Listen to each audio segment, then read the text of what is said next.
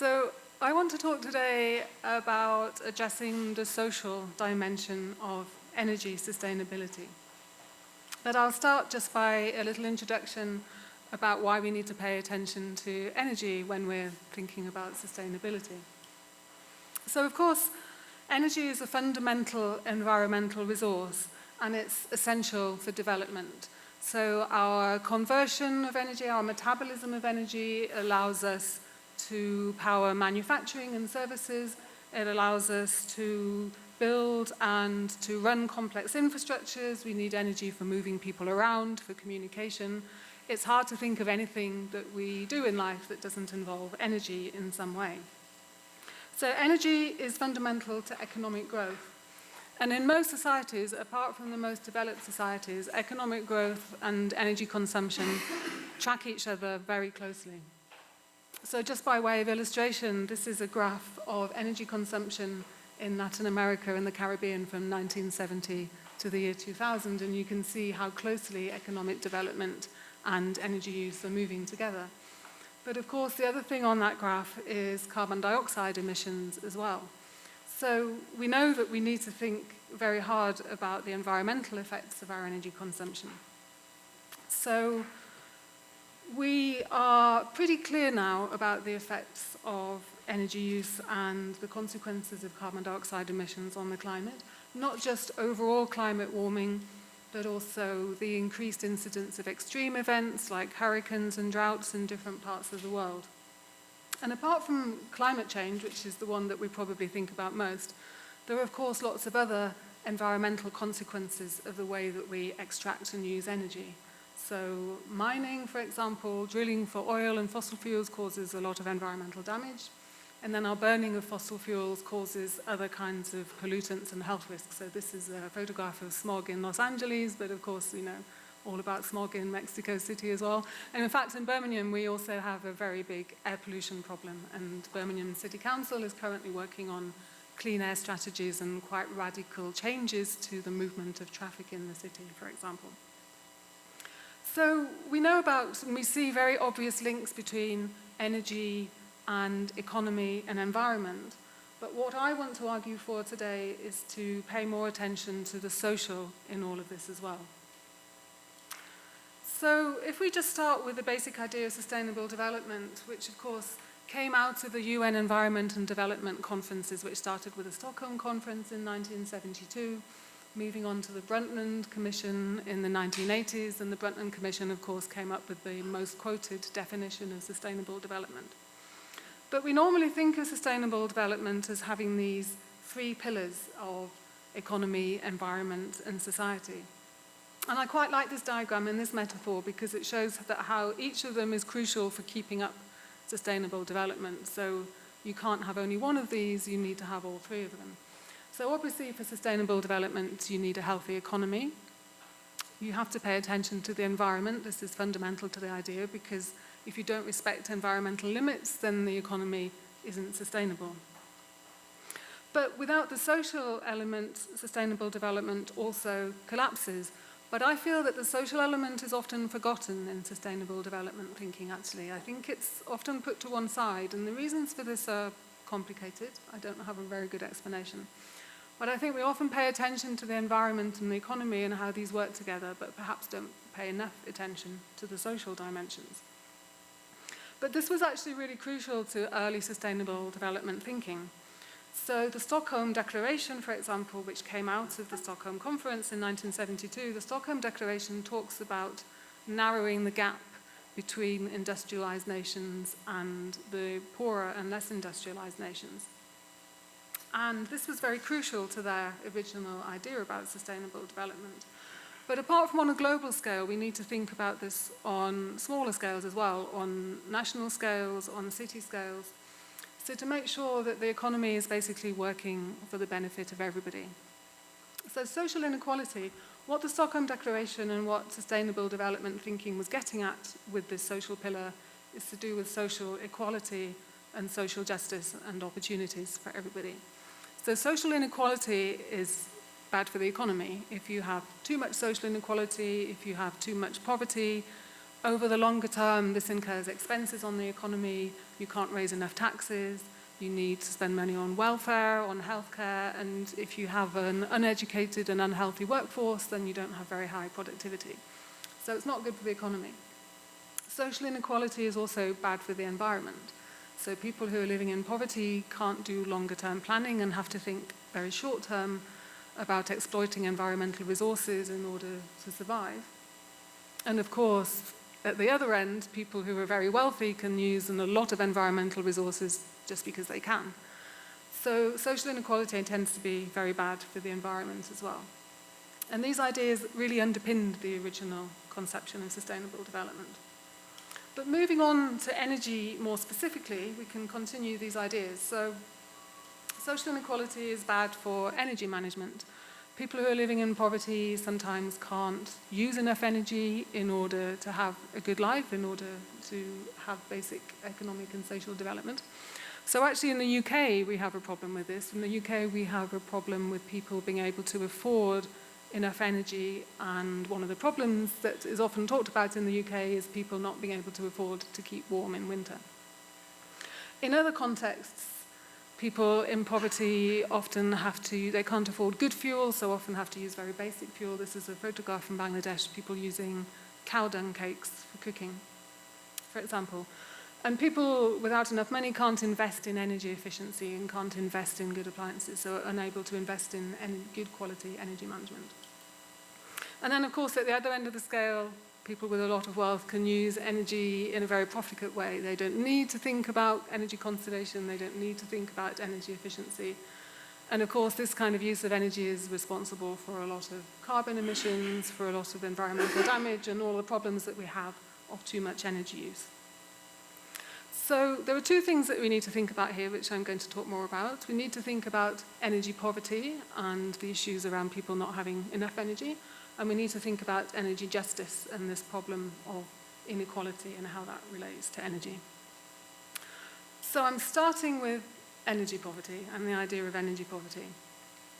So first of all, what is energy poverty? It may be something that you've come across already, but there are different ideas of energy poverty and different definitions that circulate in different places.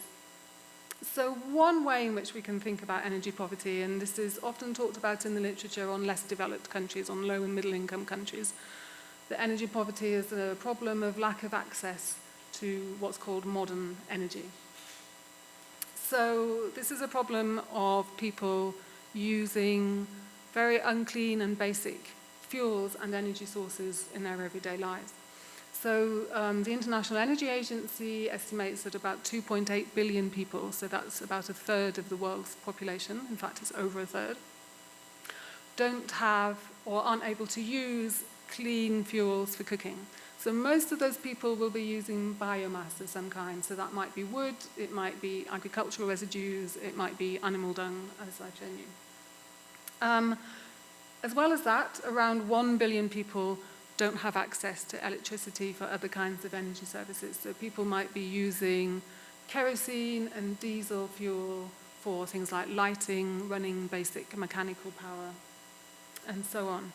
So this creates all kinds of problems. The use of unclean fuels in the home is a big health problem.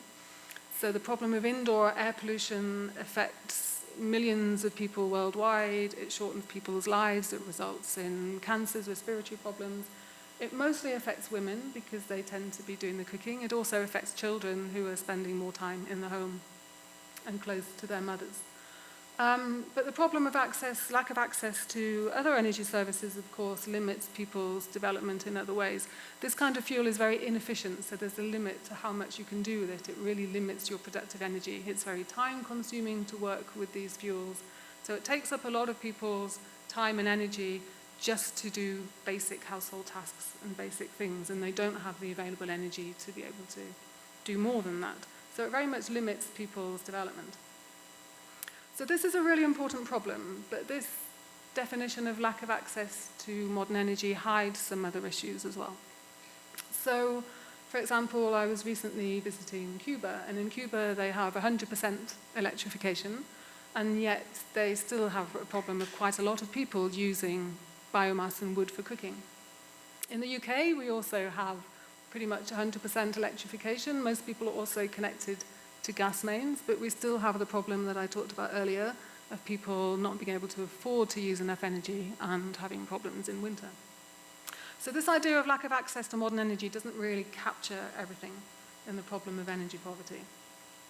Now, another way of thinking about what energy poverty is a lack of affordability of energy. So basically not being able to spend enough money to use enough energy. And this is the way that it's generally being approached in the UK and in Europe, because we don't have this problem of lack of access. And again, this is an important problem. So people who can't afford to spend enough money on energy are often limiting what they use. So they have problems of keeping warm or perhaps keeping cool in other contexts. In less developed countries, the problem of not being able to afford electricity, even though you might have an electricity connection, usually results in this phenomenon that we call fuel stacking. So this is when households are using lots of different sources of energy. So they might be using some electricity for some things, but they probably still use biomass, maybe kerosene for other things as well, because biomass is often free in the local environment, and these other fuels tend to be cheaper, as well as the problem that electricity can quite often be unreliable as well. So this way of looking at energy poverty highlights a different set of problems. It can also be a little bit difficult to work with. So it's hard to establish what is the right amount that people should be spending on energy, what is affordable. That's quite difficult. Also, one of the problems with this definition is that, of course, a lot of people are keeping their energy bills low by basically not using very much energy at all or using biomass instead. So if you're looking at how much people are spending, it can be difficult to see that problem and to find those people. So highlights a useful problem, but again, perhaps not the best definition. So I want to look a bit harder about other ways of thinking about energy poverty, and I want to propose a way which I think is also helpful for thinking about sustainable development as well. So first of all, I want to go back to actually thinking about what we use energy for. So, of course, it's not really energy itself that we really want. We don't want to collect stacks of wood at home because we like having wood. We don't want to have bags of coal. We don't want to collect units of electricity. We want energy because energy helps us to do things. So what we are actually using in our homes and workplaces and our everyday lives are energy services. It's not just energy, but it's energy services such as cooling services, refrigeration services, cooking, lighting, communication. These are all energy services, and energy services are created through a combination of energy but also using these with appliances as well. So we can start to think about actually the services that people need rather than the energy itself, which is a little bit more helpful. But there's still a question of, okay, or what services do people need? I mean, in the UK, for example, you need a lot of heating service. But in a different context like Singapore, people don't really need heating very much at all, but they would use a lot of air conditioning. So again, it's a little bit hard to use this idea in different contexts. So I think that we can push this question a little bit further. So why do we need energy services? And this actually helps us connect energy with ideas about development and potentially sustainable development as well. So what I want to explain now is an alternative way of thinking about energy poverty, which is based on the capability approach, which you may know. It's a famous approach from the Nobel Prize-winning economist Amartya Sen and also the American philosopher and ethicist Martha Nussbaum. They've done a series of writings about this approach. They work together quite a lot. They also have some differences. So the capability approach they proposed as an approach to conceptualizing what development is for, and specifically as an alternative to standard approaches like GDP, like gross domestic product, or income. So it's an alternative to very monetary focused approaches. And what they're proposing is that instead of focusing on how much money people have or how much economy a country has, that when we're assessing development, we should be focusing on what individuals are able to do. So what individuals are able to achieve. It's really underpinned by a multidimensional idea of human flourishing and human well-being. That's what they were interested in. Its roots go back to Aristotelian ideas about eudaimonic well-being, if you want to know. But it's based on this multidimensional idea of human well-being and flourishing. So they argued that rather than money, as I stated, we should be focusing on what people can actually achieve, what opportunities people have in their lives. So this really turns things around, and it shifts the focus not on resources, but on outcomes. So rather than inputs, on outcomes. And the reason for this, as they say, is because actually individuals vary in their ability to turn resources into outcomes. So for all kinds of reasons, there might be personal characteristics like age, having a disability, gender, that might affect how much opportunity or what you're able to actually do with a resource, or how much resource people need to achieve the same outcome. Reasons of environmental diversity, where people live, what the local climate is like, whether people are living with pollution, this affects the resources they need. Variations in social conditions, such as people's social networks. If you have a strong social network, you can probably achieve quite a lot with a certain amount of resource.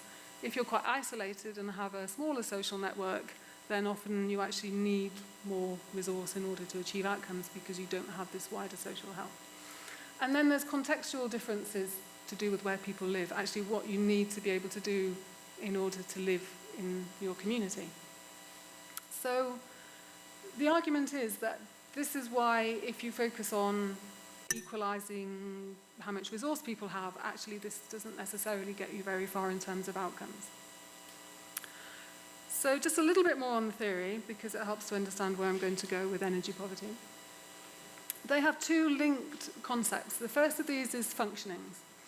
So functionings are what people are able to do and to be. They call these valued beings and doings. So for example, being in good health, undertaking paid work, having a reasonable job and being paid for it, sustaining meaningful relationships. These are all things that people can be and do in their lives which are valuable to them. And then there's the concept of capabilities. So a capability is the opportunity to engage in these functionings. So they're very linked things, but the important point is that we should focus on the capability, they say, and not on the function. So we focus on the opportunity. Now the reason for this is if you focus on the functioning, on what people do, then that's very prescriptive. So, but if you focus on the capability, it gives people choice. So for example, rather than saying that people must eat a healthy diet or people must get married, that would be focusing on the functionings. What we really want to say is people should have the opportunity to eat in a healthy way if they want to. If they don't want to, that's up to them, but they should be able to.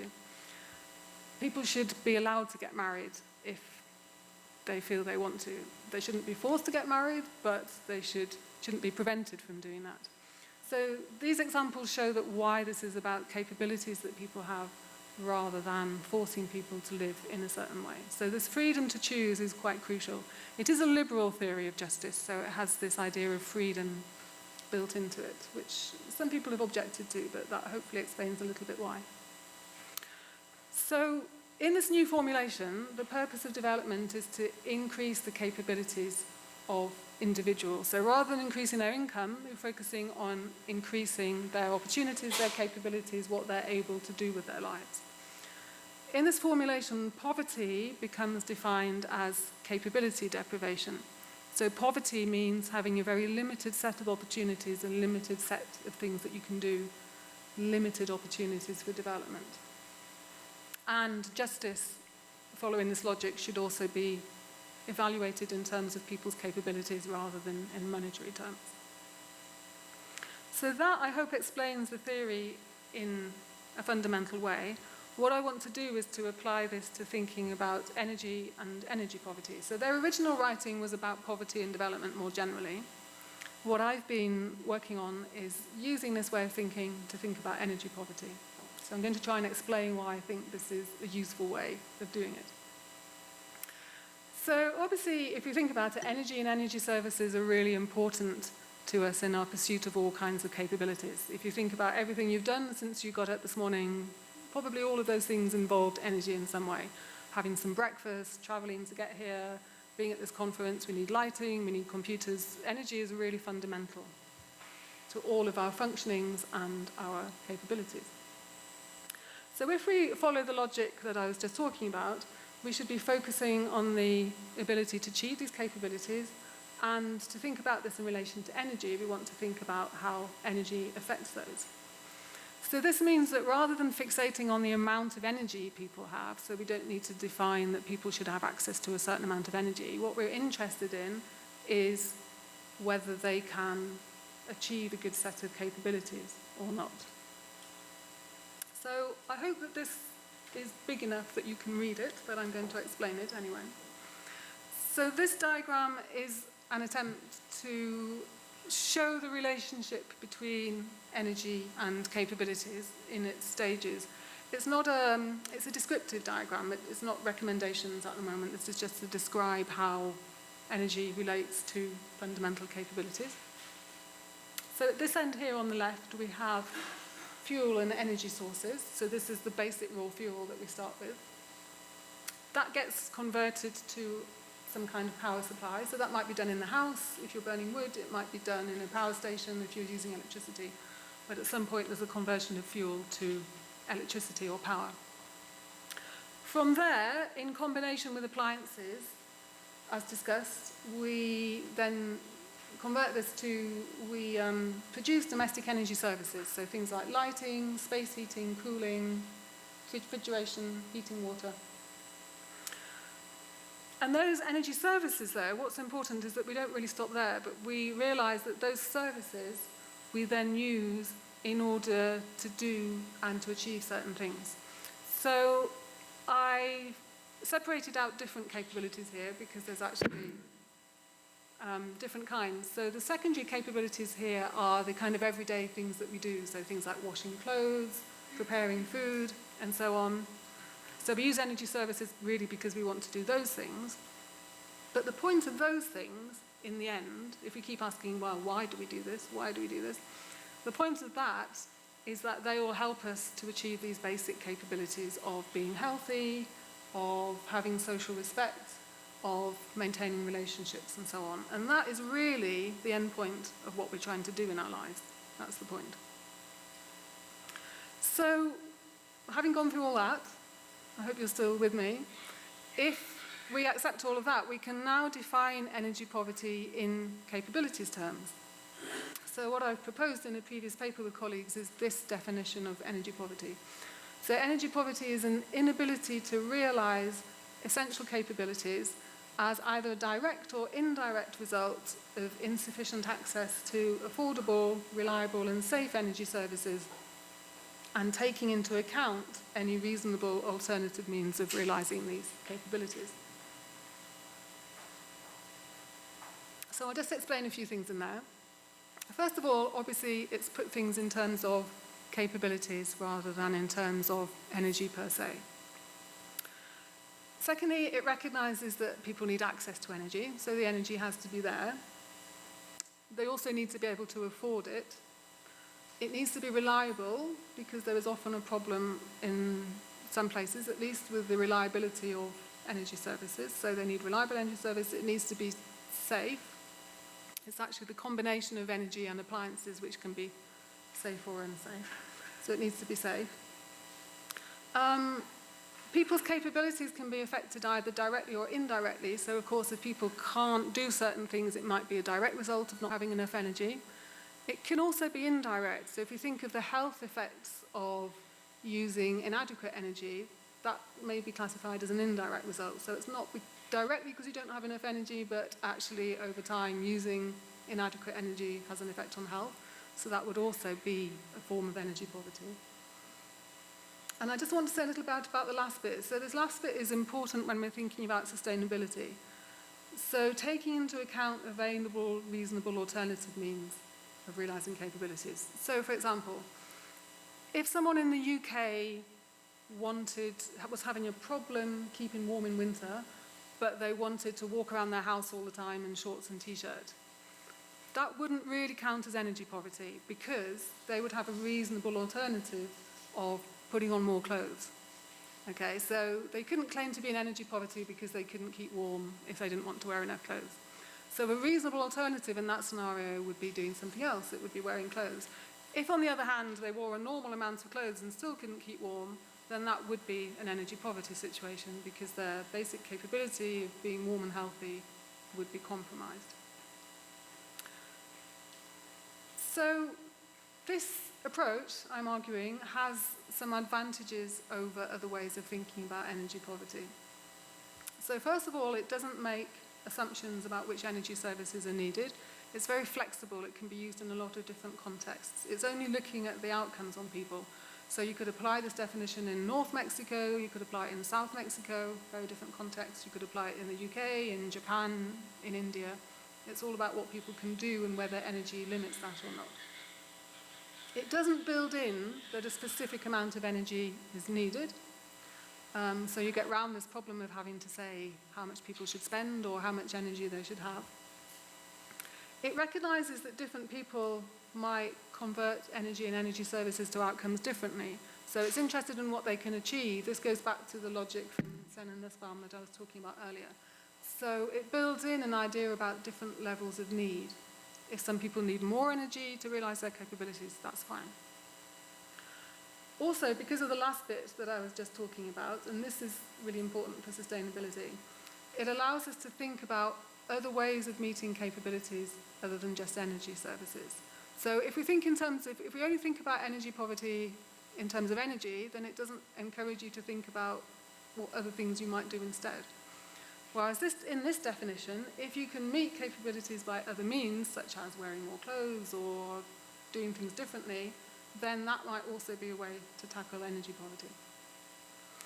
And finally, I think another thing that's important about it is that it has a better connection with multi-dimensional ideas of poverty and multi-dimensional ideas of development.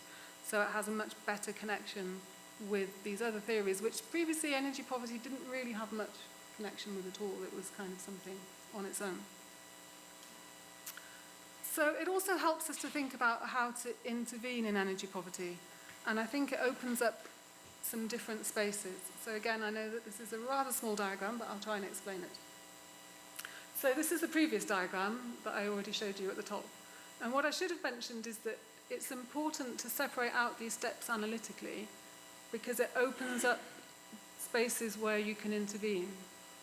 So down here are all different types of interventions, and these are all interventions that are aimed at improving the relationship between this and this.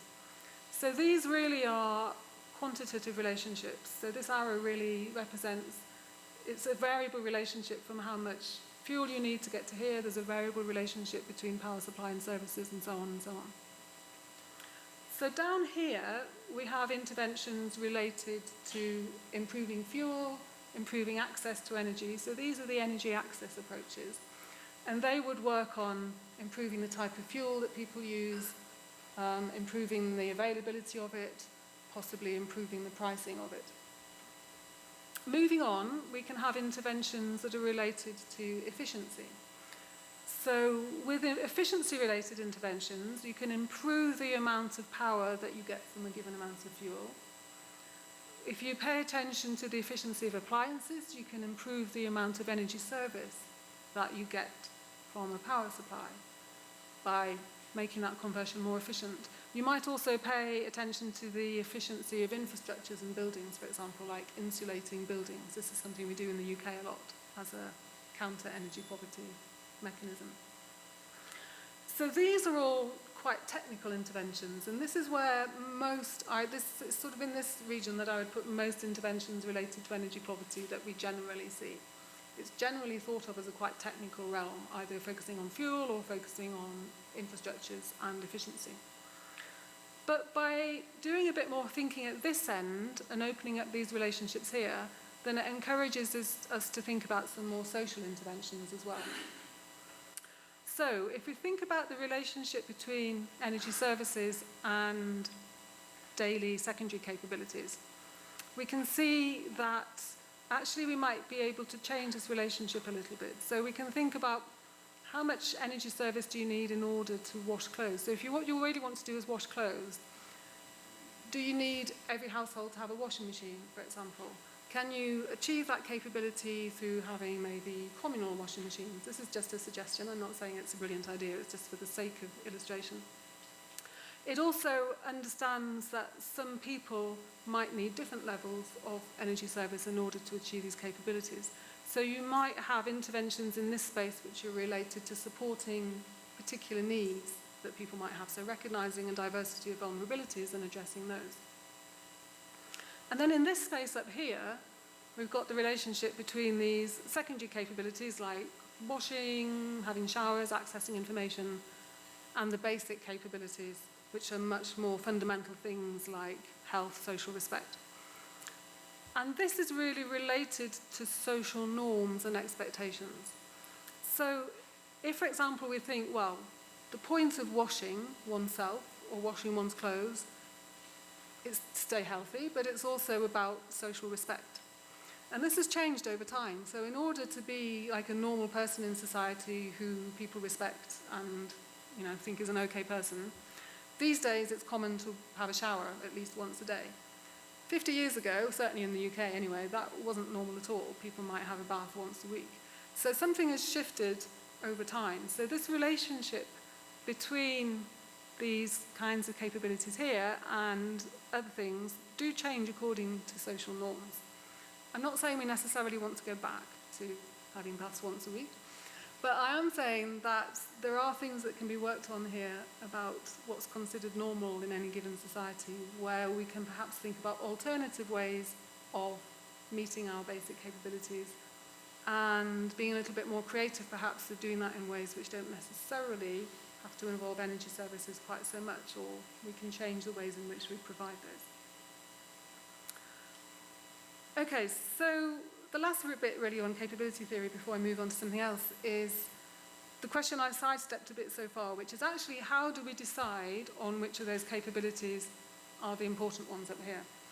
So capability theory is not actually interested in all of the things that people can possibly do. If you think about it, some capabilities are quite trivial things. So some of them are quite important, basic things like being in good health, having relationships. Others are quite trivial, like going to the cinema or driving a really fast car or eating lots of cake.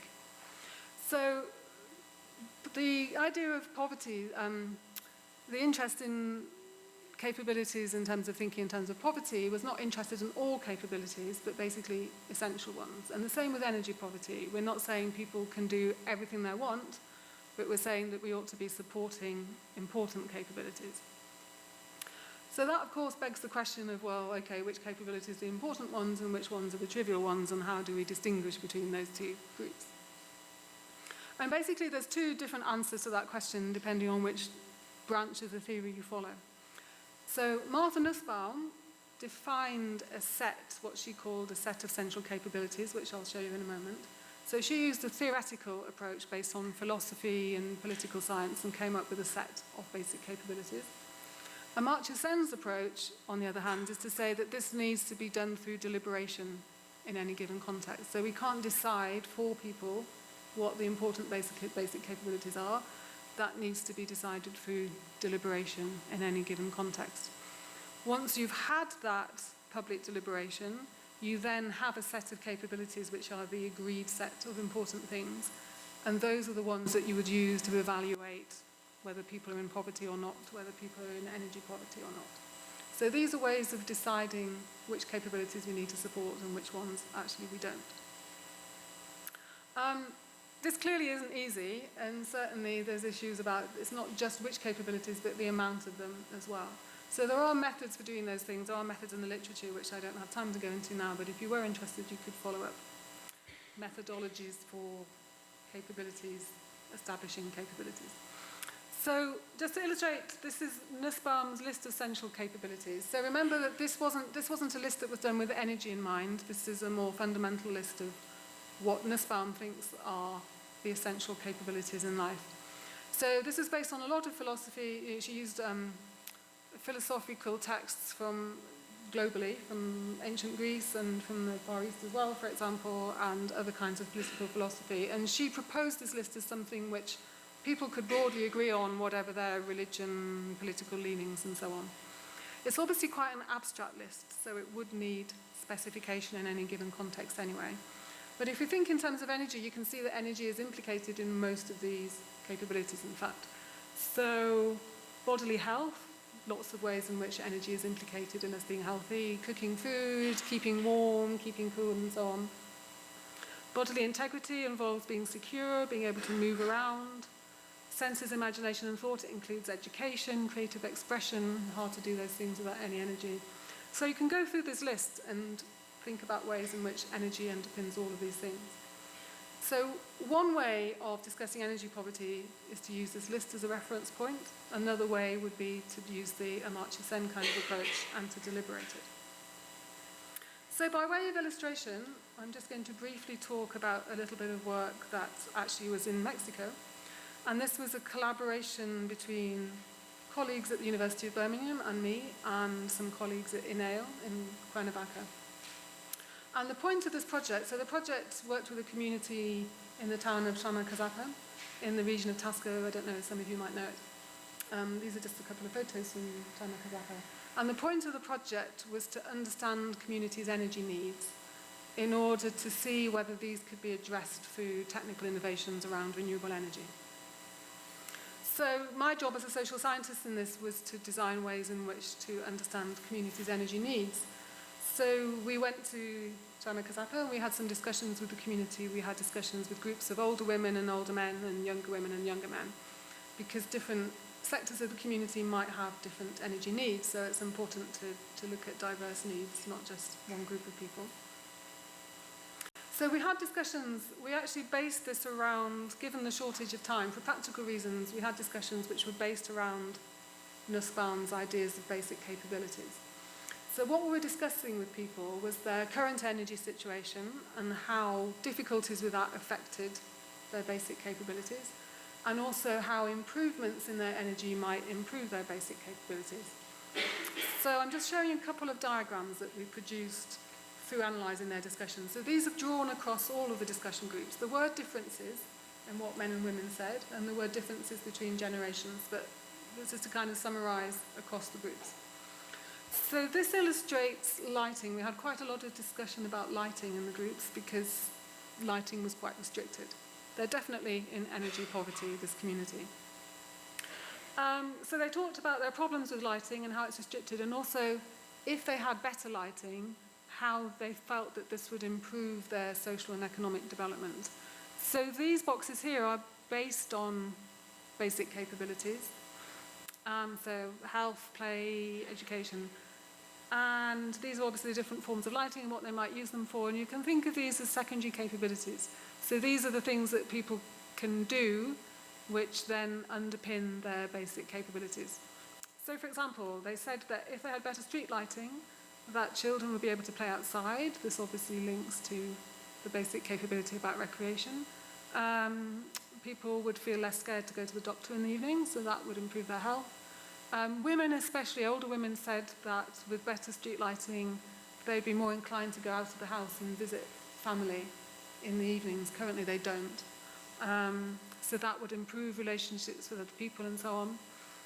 This one's quite interesting. So lighting in churches was identified as quite poor in and around churches, and churches are basically the fundamental community centre. So they were saying that with better lighting in churches, then their religious practice would improve, but also the various events that took place around the church would be better as well. So they needed better electricity to have music for cooking food and so on, and this would improve community relationships. So that's one. This is a similar thing done with cooking fuel. Most people are using wood for cooking there. So this shows that if they had improved cooking fuel, as expected, it would increase their health and safety, but also they really identified how it would also have positive impacts on education, on relationships, on their relationship with the local environment, and so on. So there's a few things to take from this, I think. It was a quick illustration. But one thing we can see from this is that clearly energy poverty is multidimensional. So it's not just about not being able to do certain things, that the things that it stops people from doing are actually very multidimensional. The energy is connected with a whole range of capabilities. And obviously if you improve the energy situation, then you're improving people's well-being in this very multidimensional ways. The second thing I think to note is that some of these relationships might be quite obvious, but some of them are less obvious, at least to me. So some of them I might have predicted in advance, but others I wouldn't have predicted in advance. So it's really important to have these discussions in context with communities and not to make assumptions from outside about how things would improve their situation. I think especially, so this point has been made in relation to gender, for example, because we know that energy poverty affects women more than men because they're doing the cooking and their health is more affected and so on. And it's often been assumed in the literature that therefore if you improve energy, you improve gender equality. But of course that might not be the case. In some contexts, women might just go on to do other work instead. You know, if they're not spending so much time cooking, then they may just be given other jobs to do. So we shouldn't assume how changes will improve people's lives, but it's important to discuss with them how they think it would make an improvement to their lives in that context. And then the third point, which is really related to that, is that these relationships would be different in different contexts.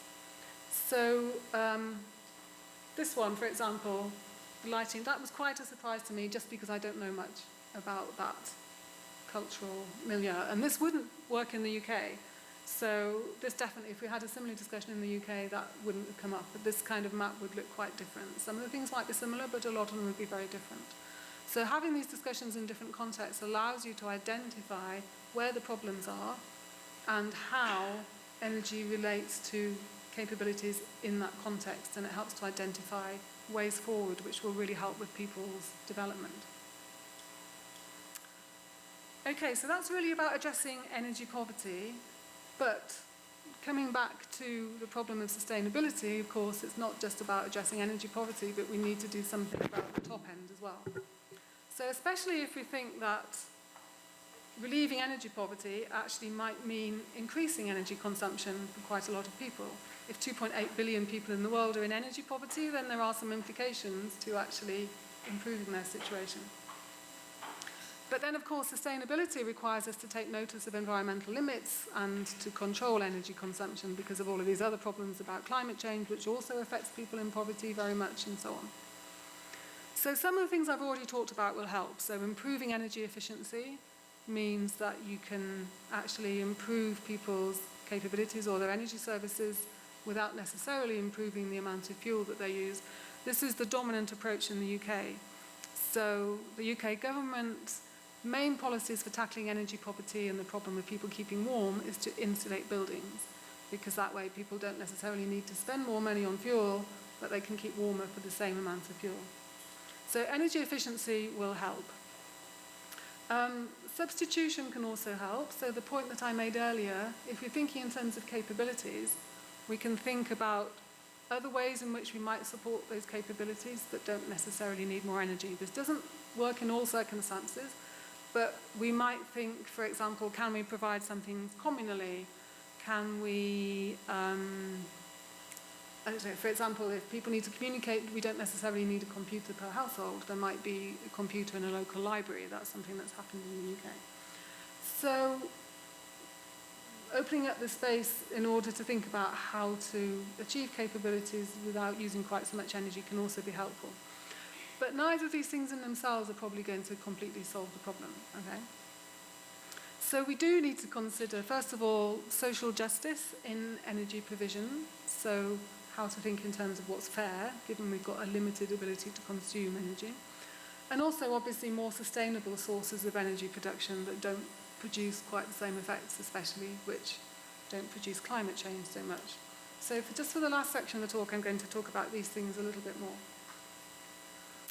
So introducing here the idea of energy justice. And energy justice is really thinking about social justice in energy matters. There's various theories of justice that we can bring to bear here. For the sake of simplicity, I've suggested two main aspects here for the sake of the talk. So first of all, the two main aspects I say are, first of all, thinking in terms of distributional justice.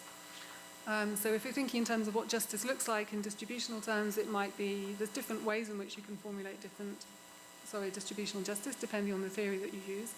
You might use a basic idea of equality, More often, I think we've tended to use a more Rawlsian from John Rawls formulation, where actually you would favour people who are generally the least advantaged in society. So the fairest solution might to give a little bit more to people who are in poverty.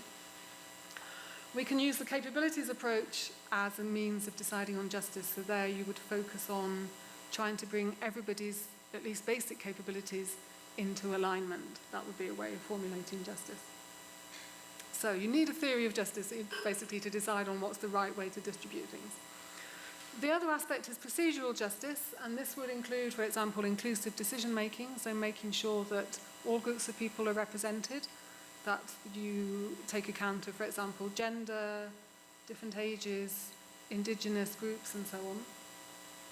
Procedural aspects would involve people having information, so being able to get the information they need, accountability of decision-making processes, transparency, being able to explain them, and also utilising different knowledges and worldviews. So not just relying on science, but also being prepared to use indigenous knowledges, for example, different epistemologies, the worldviews of all kinds of different groups of people. So these would all come under procedural justice, and these can all be applied in thinking about energy.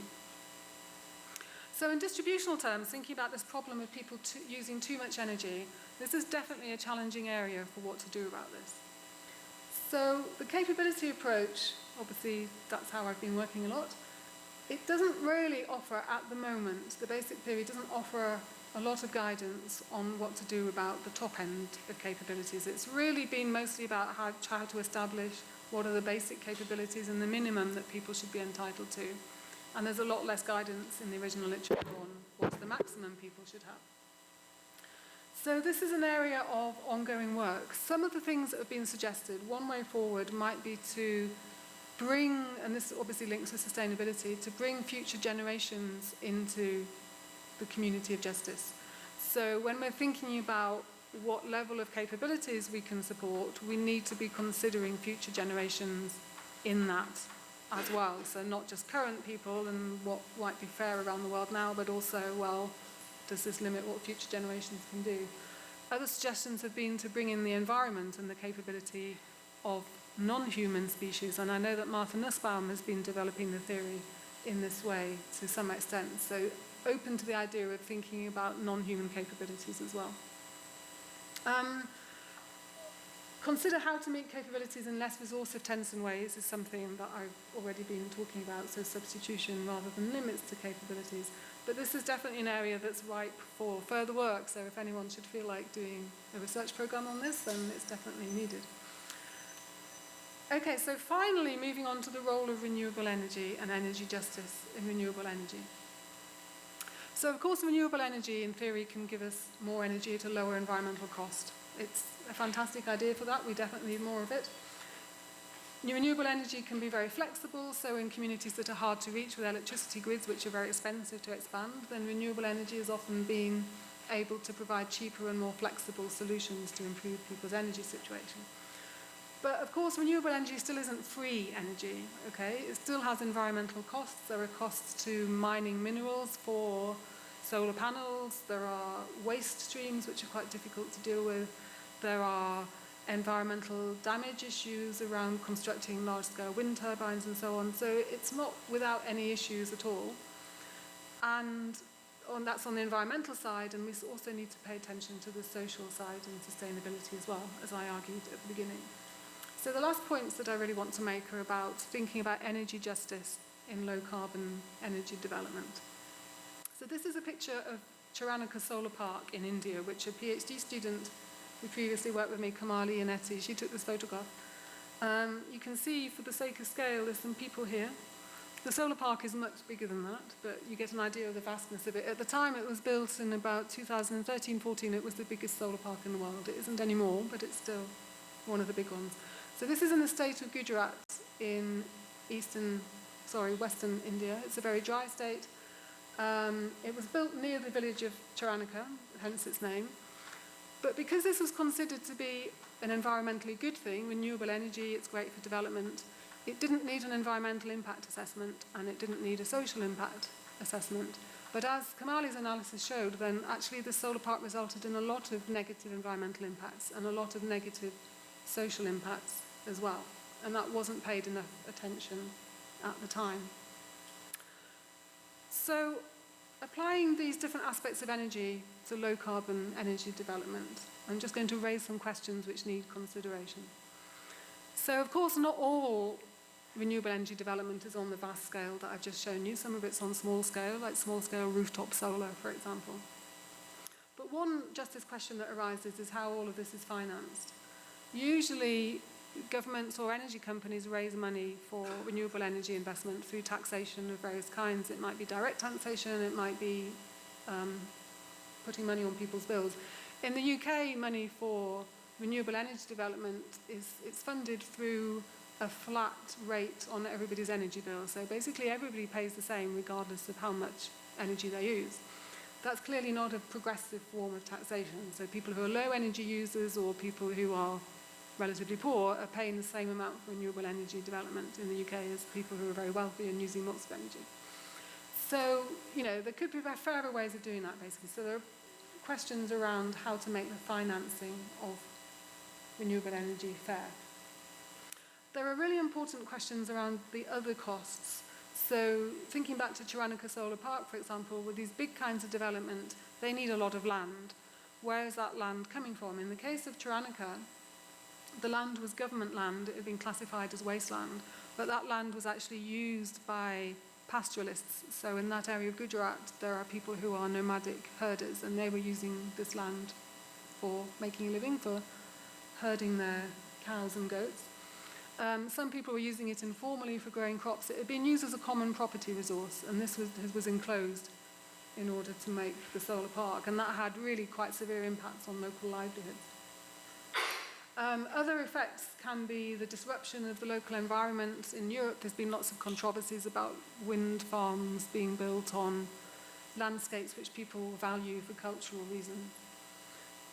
There's questions about where the profits and benefits of renewable energy go. So one of the benefits, of course, is where the energy goes, who's actually getting access to this energy. In the case of Tyrannic Solar Park, then that energy was all exported to different states. Actually, Gujarat itself doesn't need more energy, it's an energy surplus state. So the benefit of that energy generation were other states in India. The local community, by the way, didn't get any energy. They were living in energy poverty, they didn't get any connections to the solar energy, it was all just going to Rajasthan and other states.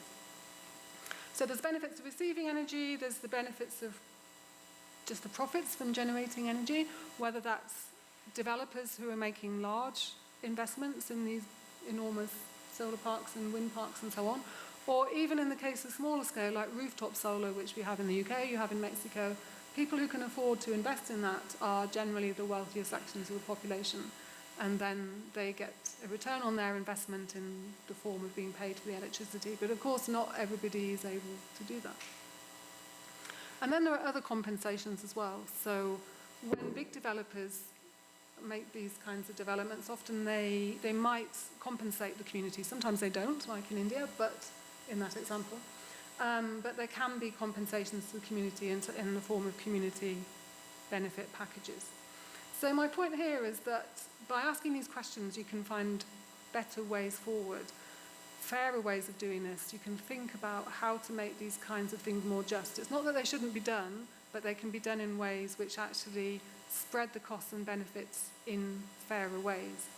Community ownership models are possible. Community ownership of renewable energy developments in Europe and the UK have actually increased the acceptability of them to quite a large amount.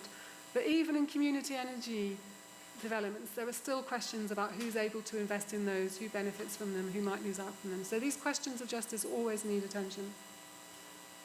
And then finally, procedural justice questions in low-carbon energy development. Whose interests are represented, who's involved and represented in policy development? We always need to remember to take account of different groups, to take account of gender, to take account of indigenous people, to take account of different occupational groups and landowners and so on. Are people who are going to be affected adequately informed? Are they adequately consulted? In the case of Tyrannic Solar Park, then most of that village were people who were not able to read and write. So they were not adequately informed because the notice that this development was going to happen was put in writing in local papers and in the government office, which is 20 kilometres away. So that was inadequate information giving. As a result, some people in the village sold the small amounts of land that they had to middlemen who came to the village, didn't tell them about the development, and bought their land at cheap prices, and then were able to sell it on to the development. So that's just one illustration, but there's questions which need to be considered about adequate information and adequate consultation. We need to remember to ask whether decision-making processes are really inclusive of all different people and their worldviews in the ways that I mentioned. Are they transparent, and are there means of appeal? So if somebody feels that they have had their rights transgressed, can they make that complaint heard? Can they ask questions? Can they appeal against that? Okay, I'm sure I'm coming to the end of my time, but I'm concluding, and I want to end up with some conclusions and some points about frontiers, because this is about frontiers and sustainability. So lots of different conclusions there, but I hope what I've illustrated is that energy poverty is something which hinders multidimensional social and economic development.